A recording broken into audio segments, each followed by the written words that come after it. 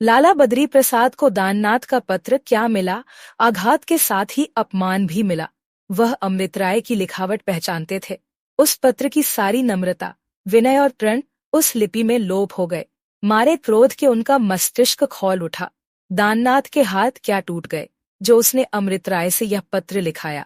क्या उसके पांव में मेहंदी लगी थी जो यहाँ तक नहदी लगी थी, जो यहाँ तक निर्लज्ज है। वह ऐसा पत्र कैसे लिख सकता है? जरा भी शर्म नहीं आई।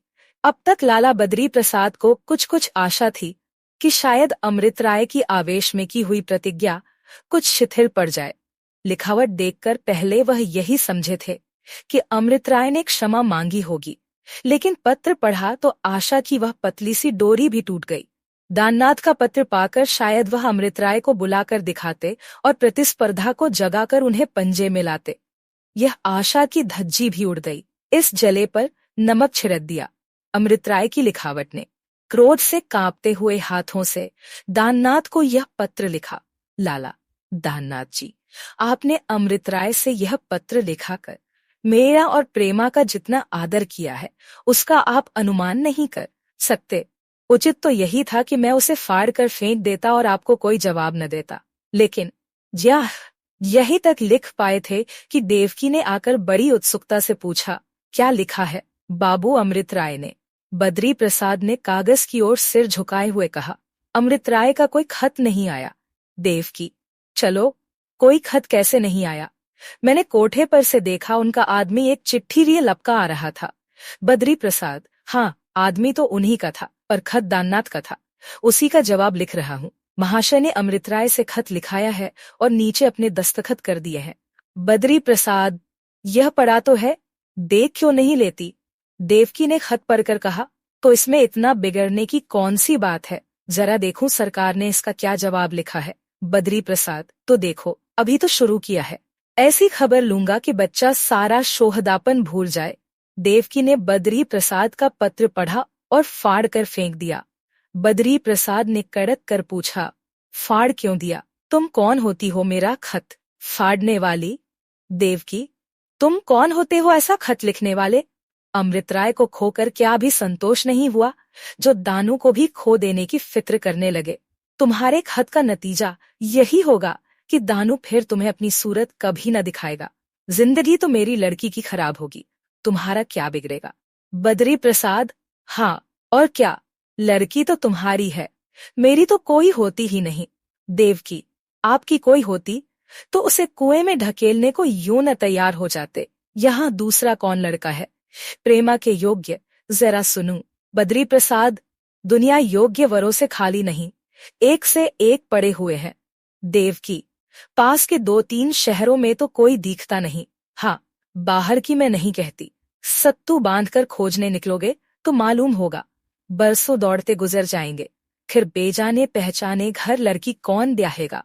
और प्रेमा क्यों मानने लगी? बद्री प्रसाद, उसने अपने हाथ से क्यों खत नहीं लिखा?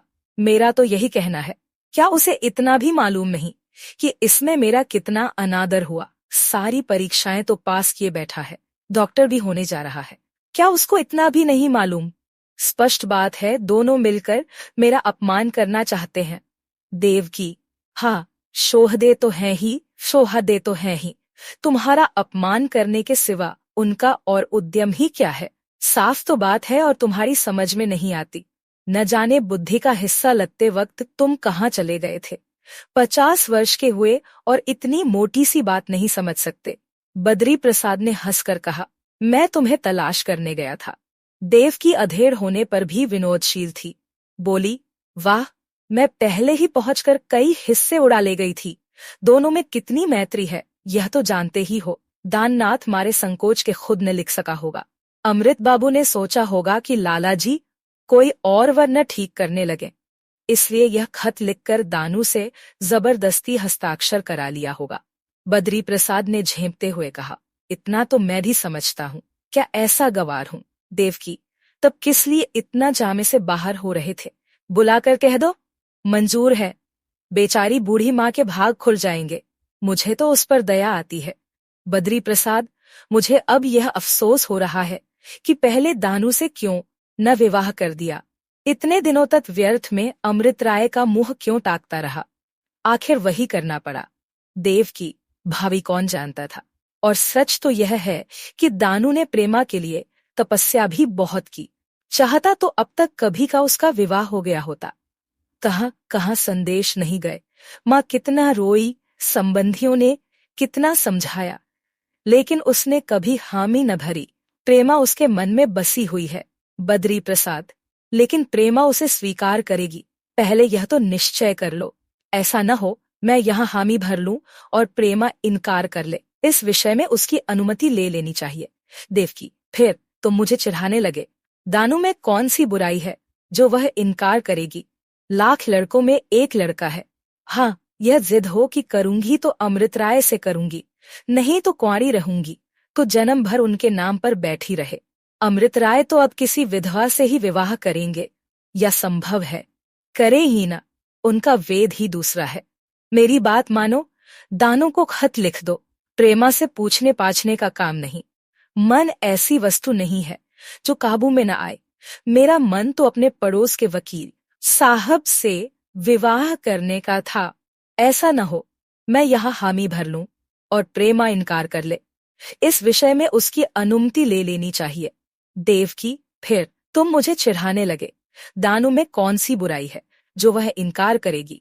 लाख लड़कों में एक लड़का है। हाँ, यह जिद हो कि करूंगी तो अमृत राय से करूंगी, नहीं तो कुंवारी रहूंगी, तो जन्म भर उनके नाम पर बैठी रहे। अमृत राय तो अब किसी विधवा से ही विवाह करेंगे, या संभव है करें ही ना, उनका वेद ही दूसरा है। मेरी बात मानो, दानू को खत लिख दो। प्रेमा से पूछने पाछने का काम नहीं। मन ऐसी वस्तु नहीं है जो काबू में न आए। मेरा मन तो अपने पड़ोस के वकील साहब से विवाह करने का था। उन्हें कोट पतलून पहने बग्घी पर कचहरी जाते देखकर निहाल हो जाती थी। लेकिन तुम्हारे भाग जागे। माता पिता ने तुम्हारे पल्ले बांध दिया, तो मैंने क्या किया? दो एक दिन तो अवश्य दुख हुआ, मगर फिर उनकी तरफ ध्यान भी न गया। तुम शक्ल सूरत, विद्या बुद्धि, धन दौलत किसी बात में उनकी बराबरी नहीं कर सकते, लेकिन कसम लो जो मैंने विवाह के बाद कभी भूल कर भी उनकी याद की हो। बद्री प्रसाद, अभी तुम बार बार मैके जाया करती थी, अब समझा। देवकी, मुझे छेड़ोगे तो कुछ कह बैठूंगी। बद्री प्रसाद, तुमने अपनी बात कह डाली तो मैं भी कह डालता हूँ। मेरा भी एक मुसलमान लड़की से प्रेम हो गया था। मुसलमान होने को तैयार था, रंग रूप में अप्सरा थी।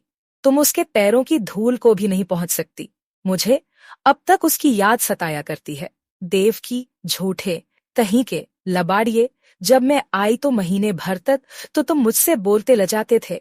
मुसलमान औरत से प्रेम करते थे, वह तो तुम्हें बाजार में बेच लाती, और फिर तुम लोगों की बात मैं नहीं चलाती। सच भी हो सकती है। बद्री प्रसाद, जरा प्रेमा को बुला लो, पूछ लेना ही अच्छा है। देवकी, झुंझलाकर, उससे क्या पूछोगे और वह क्या कहेगी, यही मेरी समझ में नहीं आता। मुझसे जब इस विषय में बातें हुई हैं, वह यही कहती रही है कि मैं कुंवारी रहूंगी। वही फिर कहेगी, मगर इतना मैं जानती हूँ कि जिसके साथ तुम बात पक्की कर दोगे, उसे करने में उसे कोई आपत्ति न होगी। इतना वह जानती है कि गृहस्थ की कन्या कुंवारी नहीं रह सकती। बद्री प्रसाद, रो रो कर प्राण तो न दे देगी। देवकी, नहीं, मैं ऐसा नहीं समझती। कर्तव्य का उसे बड़ा ध्यान रहता है, और यूं तो फिर दुख है ही। जिसे मन में अपना पति समझ चुकी थी, उसको हृदय से निकालकर फेंक देना क्या कोई आसान काम है? यह घाव कहीं बरसों में जाके भरेगा। इस साल तो वह विवाह करने पर किसी तरह राजी होगी। बद्री प्रसाद, अच्छा, मैं ही एक बार उससे पूछूंगा। इन पढ़ी थी लड़कियों का स्वभाव कुछ और हो जाता है। अगर उनके प्रेम और कर्तव्य में विरोध हो गया तो उनका समस्त जीवन दुखमय हो जाता है। वे प्रेम और कर्तव्य पर उत्सर्ग करना नहीं जानती या नहीं चाहती। हाँ, प्रेम और कर्तव्य में संयोग हो जाए तो उनका जीवन आदर्श हो जाता है। ऐसा ही स्वभाव प्रेमा का भी जान पड़ता है। मैं दानों को लिखे देता हूँ कि मुझे कोई आपत्ति नहीं है, लेकिन प्रेमा से पूछकर ही निश्चय कर सकूंगा। सहसा कमला प्रसाद आकर बोले, आपने कुछ सुना? बाबू अमृत राय एक वनिता आश्रम खोलने जा रहे हैं। कमाने का यह नया ढंग निकाला है। बद्री प्रसाद ने जरा माथा सिकोड़ कर पूछा, कमाने का ढंग कैसा? मैं नहीं समझा। कमला प्रसाद, वही जो और लीडर करते हैं। वनिता आश्रम में विधवाओं का पालन पोषण किया जाएगा, उन्हें शिक्षा भी दी जाएगी, चंदे की रकमें आएंगी और यार लोग मजे करेंगे। कौन जानता है कहाँ से कितने रुपए आए। महीने भर में एक झूठा सच्चा हिसाब छपवा दिया। सुना है कई रईसों ने बड़े बड़े चंदे देने का वचन दिया है। 5 लाख का तखमीना है। बद्री प्रसाद 50,000 बनाए तो क्या बनाए? मैं तो समझता हूँ 1 लाख से कम पर हाथ न मारेंगे। कमला प्रसाद, इन लोगों को सूझती खूब है, ऐसी बातें हम लोगों को नहीं सूझती। बद्री प्रसाद, जाकर कुछ दिनों उनकी शागिर्दी करो, इसके सिवा और कोई उपाय नहीं है। कमला प्रसाद, तो क्या मैं कुछ झूठ कहता हूँ? बद्री प्रसाद, जरा भी नहीं, तुम कभी झूठ बोले ही नहीं, भला आज क्यों झूठ बोलने लगे? सत्य के अवतार तुम ही तो हो। देव की सच कहा है, होम करते हाथ जलते हैं। वह बेचारा तो परोपकार के लिए अपना सर्वस्व त्यागे बैठा है, और तुम्हारी निगाह में उसने लोगों को ठगने के लिए यह स्वांग रचा है। आप तो कुछ कर नहीं सकते। दूसरों के सत्कार्य में बाधा डालने को तैयार। उन्हें भगवान ने क्या नहीं दिया है जो यह मायाजाल रचते? कमला प्रसाद, अच्छा, मैं ही झूठा सही, इसमें झगड़ा काहे का? थोड़े दिनों में आपकी कलई खुल जाएगी। आप जैसे सरल जीव संसार में न होते तो ऐसे धूर्तों की थैलियां कौन भरता? देव की, बस चुप भी रहो। ऐसी बातें मुंह से निकालते तुम्हें शर्म नहीं आती? कहीं प्रेमा के सामने ऐसी बेसिर पैर की बातें न करने लगना। याद है तुमने एक बार अमृत राय को झूठा कहा था तो उसने 3 दिन तक खाना नहीं खाया था। कमला प्रसाद, यहाँ इन बातों से नहीं डरते। लगी रिपटी बातें करना भाता ही नहीं। कहूंगा सत्य ही, चाहे किसी को अच्छा लगे या बुरा। वह हमारा अपमान करते हैं तो हम उनकी पूजा न करेंगे। आखिर वह हमारे कौन होते हैं जो हम उनकी करतूतों पर पर्दा डालें? मैं तो उन्हें इतना बदनाम करूंगा कि वह शहर में किसी को मुंह न दिखा सकेंगे। यह कहता हुआ कमला प्रसाद चला गया। उसी समय प्रेमा ने कमरे में कदम रखा। उसकी पलकें भीगी हुई थीं, मानो अभी रोती रही हो। उसका कोमल गात ऐसा कृश हो गया था मानो किसी हास्य की प्रतिध्वनि हो। मुख किसी वियोगिनी की पूर्व स्मृति की भांति मलिन और उदास था। उसने आते ही कहा, दादाजी, आप जरा बाबू दाननाथ को बुलाकर समझा दें, वह क्यों जीजाजी पर झूठा आक्षेप करते फिरते हैं? बद्री प्रसाद ने विस्मित होकर कहा, दाननाथ, वह भला क्यों अमृत राय पर आक्षेप करने लगा? उससे जैसे मैत्री है वैसी तो मैंने और कहीं देखी नहीं। प्रेमा, विश्वास तो मुझे भी नहीं आता, पर भैया जी ही कह रहे हैं। वनिता आश्रम खोलने का तो जीजा जी का बहुत दिनों से विचार था। कई बार मुझसे उसके विषय में बातें हो चुकी है, लेकिन बाबू दाननाथ अब यह कहते फिरते हैं कि वह इस बहाने से रुपए जमा करके जमींदारी लेना चाहते हैं। बद्री प्रसाद, कमला प्रसाद कहते थे। प्रेमा, हाँ, वही तो कहते थे। दाननाथ ने द्वेषवश कहा हो तो आश्चर्य ही क्या, आप जरा उन्हें बुलाकर पूछें। बद्री प्रसाद, कमला प्रसाद झूठ बोल रहा है, सरासर झूठ। दानों को मैं खूब जानता हूँ, उसका सा सज्जन बहुत कम मैंने देखा है। मुझे तो विश्वास है कि आज अमृत राय के हित के लिए प्राण देने का अवसर आ जाए तो दानू शौक से प्राण दे देगा। आदमी क्या हीरा है, मुझसे जब मिलता है बड़ी नम्रता से चरण छू लेता है। देव की, कितना हंसमुख है। मैंने तो उसे जब देखा हंसते ही देखा। बिल्कुल बालकों का स्वभाव है। उसकी माता रोया करती रहे कि मैं मर जाऊंगी तो दानू को कौन खिलाकर सुलाएगा। दिन भर भूखा बैठा रहे पर खाना न मांगेगा, और अगर कोई बुला बुला कर खिलाए तो सारा दिन खाता रहेगा। बड़ा सरल स्वभाव है, अभिमान तो छू नहीं गया। बद्री प्रसाद अब की डॉक्टर हो जाएगा। लाला बद्री प्रसाद उन आदमियों में थे जो दुविधा में नहीं रहना चाहते थे। किसी न किसी निश्चय पर पहुंच जाना उनके चित्त की शांति के लिए आवश्यक है। दाननाथ के पत्र का जिक्र करने का ऐसा अच्छा अवसर पाकर वह अपने को संवरण न कर सके। बोले, यह देखो प्रेमा, उन्होंने अभी अभी यह पत्र भेजा है। मैं तुमसे इसकी चर्चा करने जा ही रहा था कि तुम खुद आ गई। पत्र का आशय क्या है? प्रेमा इसे तुरंत ताड़ गई। उसका हृदय जोर से धड़कने लगा। उसने कांपते हुए हाथों से पत्र ले लिया। पर कैसा रहस्य लिखावट तो साफ अमृत राय की है। उसकी आंखें भर आईं। लिखावट पर यह लिपि देखकर एक दिन उसका हृदय कितना फूल उठता था, पर आज वही लिपि उसकी आंखों में कांटों की भांति चुभने लगी। एक एक अक्षर बिच्छू की भांति हृदय में डंक मारने लगा। उसने पत्र निकालकर, वही लिपि थी, वही चिरपरिचित सुंदर स्पष्ट लिपि जो मानसिक शांति की द्योतक होती है। पत्र का आशय वही था जो प्रेमा ने समझा था। वह इसके लिए पहले ही से तैयार थी। उसको निश्चय था कि दाननाथ इस अवसर पर न चुकेंगे। उसने इस पत्र का जवाब भी पहले ही से सोच रखा था, धन्यवाद के साथ साफ इनकार। पर यह पत्र अमृत राय की कलम से निकलेगा, इसकी संभावना ही उसकी कल्पना से बाहर थी। अमृत राय इतने हृदय शून्य है, इसका उसे गुमान भी न हो सकता था। वही हृदय जो अमृत राय के साथ विपत्ति के कठोरतम आघात और बाधाओं की दुस्सह यातनाएं सहन करने को तैयार था, इस अवहेलना की ठेस को न सह सका। वह अतुर प्रेम, वह असीम भक्ति जो प्रेमा ने उसमें बरसों से संचित कर रखी थी, एक दीर्घ शीतल विश्वास के रूप में निकल गई। उसे ऐसा जान पड़ा मानो उसके संपूर्ण अंग शिथिल हो गए हैं, मानो हृदय भी निस्पंद हो गया है, मानो उसका अपनी वाणी पर लेशमात्र भी अधिकार नहीं है। उसके मुख से ये शब्द निकल पड़े, आपकी जो इच्छा हो वह कीजिए, मुझे सब स्वीकार है। वह कहने जा रही थी, जब कुएं में गिरना है तो जैसे पक्का वैसे कच्चा, उसमें कोई भेद नहीं, पर जैसे किसी ने उसे सचेत कर दिया। वह तुरंत पत्र को वहीं फेंक कर अपने कमरे में लौट आई और खिड़की के सामने खड़ी होकर फूट फूट कर रोने लगी। संध्या हो गई थी। आकाश में एक एक करके तारे निकलते आते थे। प्रेमा के हृदय में भी उसी प्रकार एक एक करके स्मृतियां जागृत होने लगी। देखते देखते सारा गगन मंडल तारों से जगमगा उठा। प्रेमा का हृदयाकाश भी स्मृतियों से आच्छन्न हो गया। पर इन असंख्य तारों से आकाश का अंधकार क्या और भी गहन नहीं हो गया था? तो दोस्तों, अभी आप सुन रहे थे मुंशी प्रेमचंद का उपन्यास प्रतिज्ञा का अध्याय 3। उम्मीद है कि आपको ये कहानी अच्छी लगी होगी। वीडियो को लाइक और चैनल को सब्सक्राइब करना बिल्कुल भी नहीं भूले। धन्यवाद। वह कहने जा रही थी, जब कुएं में गिरना है तो जैसे पक्का वैसे कच्चा, उसमें कोई भेद नहीं, पर जैसे किसी ने उसे सचेत कर दिया। वह तुरंत पत्र को वहीं फेंककर अपने कमरे में लौट आई और खिड़की के सामने खड़ी होकर फूट फूट कर रोने लगी। प्रेमा के हृदय में भी उसी प्रकार एक एक करके स्मृतियां जागृत होने लगी। देखते देखते सारा गगन मंडल तारों से जगमगा उठा।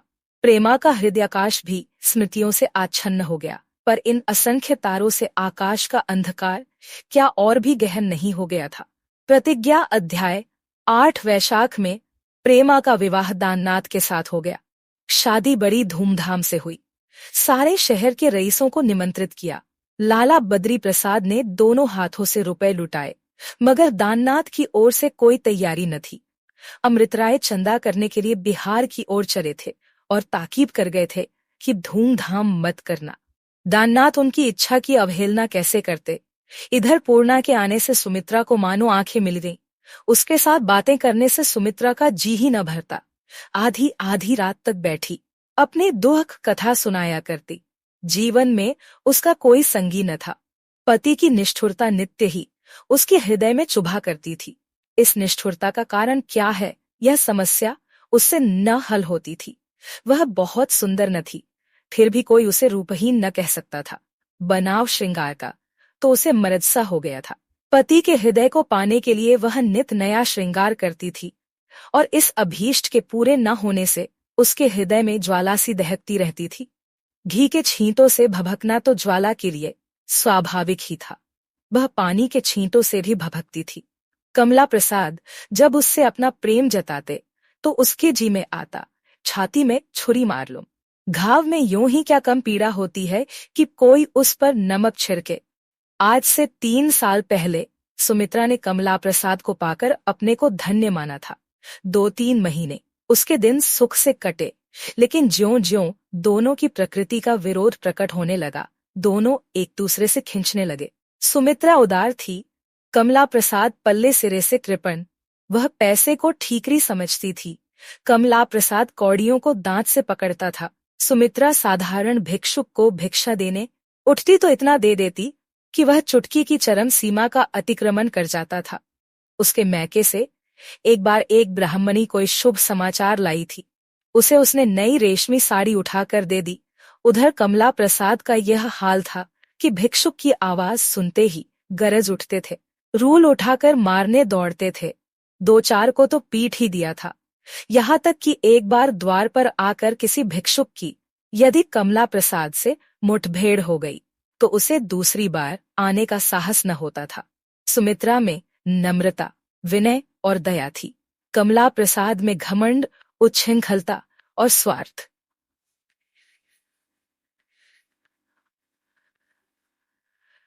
एक वृक्ष का जीव था, दूसरा पृथ्वी पर रेंगने वाला। उसमें मेल कैसे होता धर्म का ज्ञान, जो दाम्पत्य जीवन का सुख मूल है, दोनों में किसी को न था। पूर्णा के आने से कमला प्रसाद और सुमित्रा एक दूसरे से और पृथक हो गए। सुमित्रा के हृदय पर लदा हुआ बोझा उठ सा गया। कहाँ तो वह दिन ब दिन विरक्तावस्था में खाट पर पड़ी रहती थी, कहाँ अब वह हरदम हंसती बोलती रहती थी। कमला प्रसाद की उसने परवाह ही करना छोड़ दी।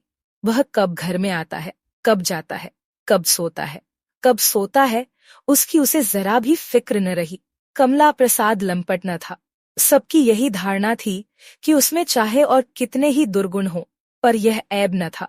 किसी स्त्री पर ताक झांक करते उसे किसी ने न देखा था। फिर पूर्णा के रूप ने उसे कैसे मोहित कर लिया, यह रहस्य कौन समझ सकता है। कदाचित पूर्णा की सरलता, दीनता और आश्रयहीनता ने उसकी कुप्रवृत्ति को जगा दिया। उसकी कृपणता और कायरता ही उसके सदाचार का आधार थी। जेब के रुपए खर्च करके भी किसी आफत में फंस जाने की जहां प्रतिक्षण संभावना हो, ऐसे काम में कमला प्रसाद जैसा चतुर आदमी न पड़ सकता था। पूर्णा के विषय में कोई भय न था। वह इतनी सरल थी कि उसे काबू में लाने के लिए किसी बड़ी साधना की जरूरत न थी। और फिर यहाँ तो किसी का भय नहीं, न फंसने का भय, न पिट जाने की शंका। अपने घर लाकर उसने शंकाओं को निरस्त कर दिया था। उसने समझा था अब मार्ग में कोई बाधा नहीं रही, केवल घर वालों की आंख बचा लेना काफी था और यह कुछ कठिन न था। किंतु यहाँ भी एक बाधा खड़ी हो गई और वह सुमित्रा थी। कमरे में देखो तो साथ, रात को साथ, दिन को साथ, कभी दोनों साथ ही साथ सो जाती। कमला प्रसाद जब शयनागार में जाकर सुमित्रा की राह देखता देखता सो जाता तो न जाने कब वह उसके पास आ जाती।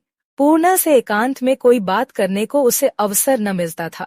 वह मन में सुमित्रा पर झुंझला कर रह जाता। आखिर एक दिन उससे ना रहा गया। रात को जब सुमित्रा आई तो उसने कहा, तुम रात दिन पूर्णा के पास क्यों बैठी रहती हो?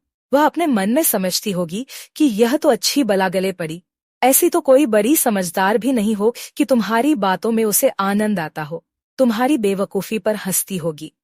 सुमित्रा ने कहा, अकेली परी परी क्या करूं? फिर यह भी तो अच्छा नहीं लगता कि मैं आराम से सोऊं और वह अकेली रोया करे। उठना भी चाहती हूं तो चिमट जाती है, छोड़ती ही नहीं। मन में मेरी बेवकूफी पर हंसती है या नहीं, यह कौन जाने। मेरा साथ उसे अच्छा न लगता हो, यह बात नहीं।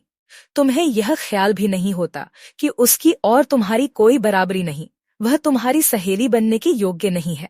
मैं ऐसा नहीं समझती। तुम्हें उतनी समझ ही नहीं, समझोगी क्या? ऐसी समझ का ना होना ही अच्छा है। उस दिन से सुमित्रा परछाई की भांति पूर्णा के साथ रहने लगी। तो दोस्तों, अभी आप सुन रहे थे मुंशी प्रेमचंद का उपन्यास प्रतिज्ञा का अध्याय 4। उम्मीद है कि आपको ये कहानी अच्छी लगी होगी। वीडियो को लाइक और चैनल को सब्सक्राइब करना बिल्कुल भी नहीं भूले। धन्यवाद।